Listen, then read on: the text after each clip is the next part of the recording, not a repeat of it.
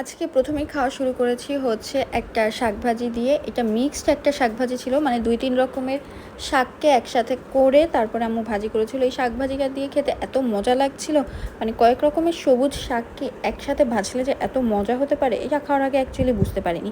তো এর সাথে নিয়েছিলাম একটু লেবুর রস দিয়ে শাকভাজি খেতে তো অসাধারণ লাগে।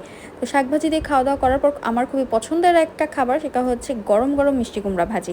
এটা দিয়ে খেয়ে নিয়েছি। মানে মিষ্টি কুমড়াটা এভাবে করে চাক চাক করে বেগুন যেভাবে করে কাটা হয় সেভাবে করে কেটে ঠিক সেম ওয়েতে হলুদ লবণ মরিচ দিয়ে মেখে নিয়ে ভেজে খেতে অসাধারণ টেস্ট হয়। আর এটা একটু পোড়া পোড়া হলে খেতে বেশি মজা হয়। অ্যালার্জির জন্য আমি সবসময় খাই না, কিন্তু মাঝে মধ্যে খাই, তখন খুবই তৃপ্তি সহকারে খেয়ে নিই।